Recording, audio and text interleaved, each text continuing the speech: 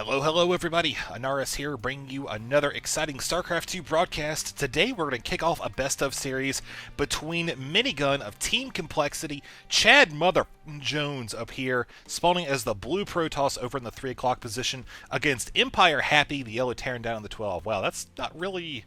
I feel like I should be building up EmpireHappy like we did with Minigun. EmpireHappy! Yeah! What?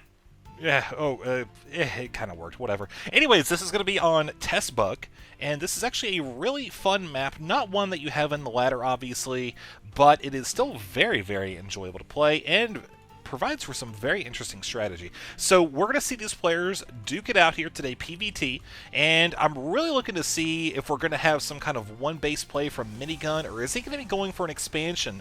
The fact that Terran, on this map, Terran isn't too far away from his opponent, so he could try to pull off something like a 1-1-1 that's pretty popular these days, and I will say that 1-1-1 is difficult to hold off at most levels, if not all, of StarCraft 2, but there's a lot of feeling going around that it's impossible to hold off, and I just want to take a second to say that it's not. I will get into it in another video for it. Actually, I'll get into it probably soon, since it's kind of a hot topic, but I want to reassure you that, especially on the lower leagues, there's a lot of times people will make mistakes that you can kind of deal with, and I'll include that in a future video. But for now, let's pay attention here to Minigun. As you see, he's opening up with a pretty standard opener, gas gateway, etc. And gonna have a second pylon going down in just a second. EmpireHappy, see, he's got his gas and the barracks down. Now that rules out the super early expansion, and that's one thing Minigun's kind of thinking right now. He's watching this gas right here. He wants to basically keep this probe around long enough to see if he's gonna have a add-on. Is he gonna go for a second geyser? What's he going to be doing here? Well, he sees the Marine on the way, so he knows just a matter of time before he's going to have to get that probe out. He may still decide to keep it in and run it around, but keep in mind over here, Happy spreading out his depots, keeping an eye in case that probe decides to sneak in through the ramp or through the top area up here. Not going to be able to do that, but now Minigun having blocked this gas, I think this was kind of a move to prevent that style of play that I was talking about a little while ago. He saw the gas, and he was figuring, okay, well, maybe if it's going to be a 1-on-1, I can delay the tech. If it's going to be some kind of Rax pressure with add-ons, that'll obviously delay it a little bit as well.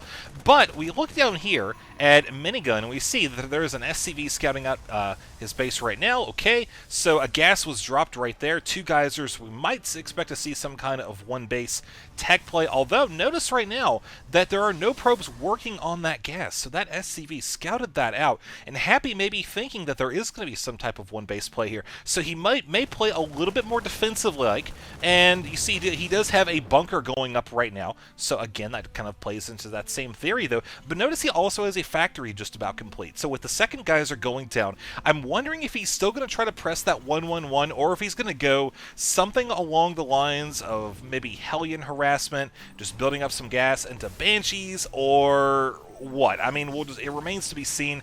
But the thing we'll notice here, there's still only 1 barracks. Okay, there's no add-on.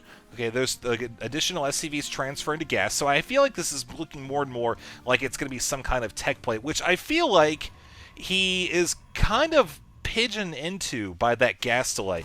Again, knocking it out like that when he did, Minigun, that is, knocking out the gas, it made it a little bit more difficult to, say, go for a reactor and go for 1-on-1, which is pretty gas heavy. Obviously, with the gas there, he's not going to be going for an early expansion, and it's kind of pigeonholing him here. So we do have that cloaking technology being worked on first. But notice that Minigun, I think he's kind of got a good sense of what's going on here.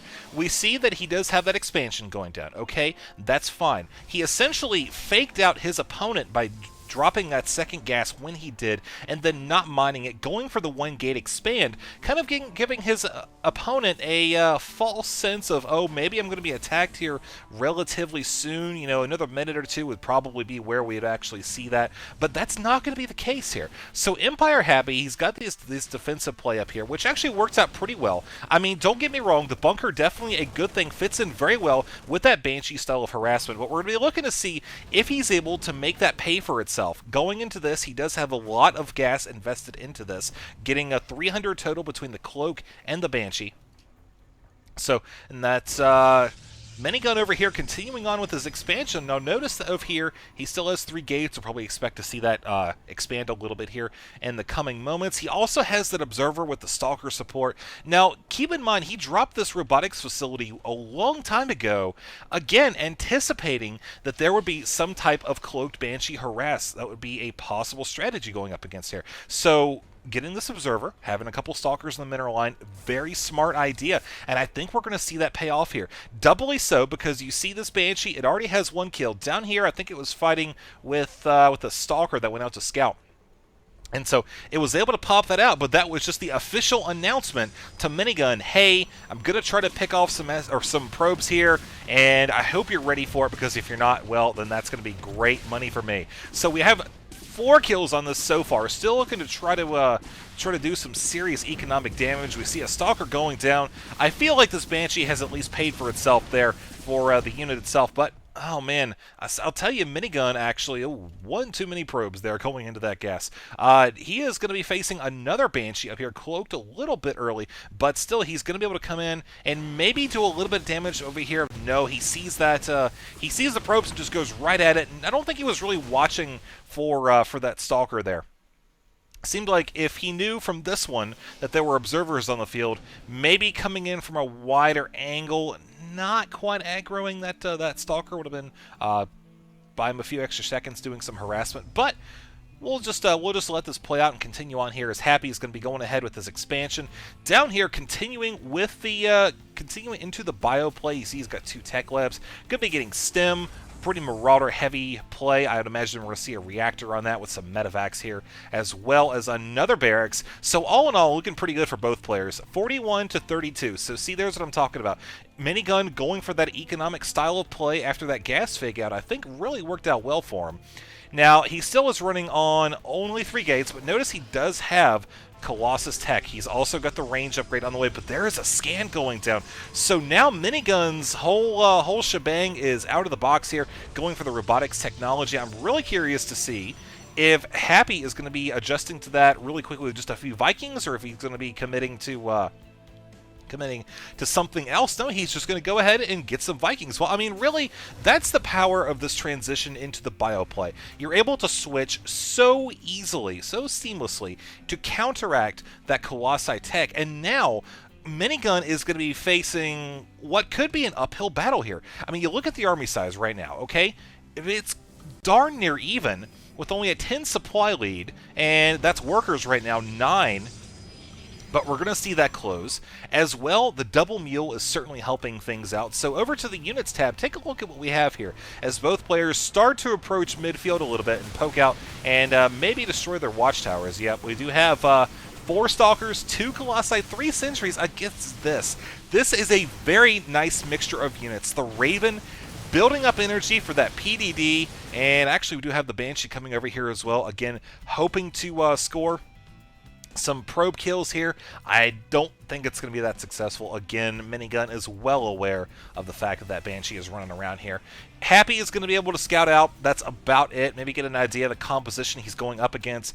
But you see, Minigun's forces, he doesn't have any ground troops. And when I say by that, I mean zealots, things that can be used to tank damage while the Colossi, do their work. It's going to be absolutely critical for him to figure something out and get it going very quickly. You see, he does have 2 additional gateways, and he's continuing on with the Colossi.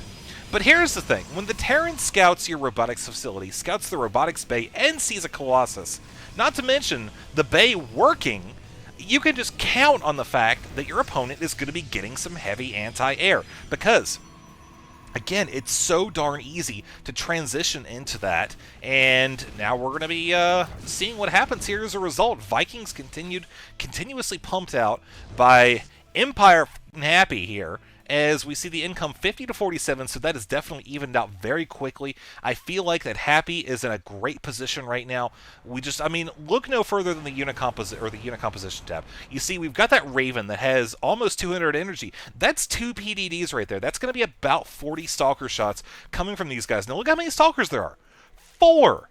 4 Stalkers, no Zealots, a few Sentries. That's about it. So these Vikings are going to have darn near free reign.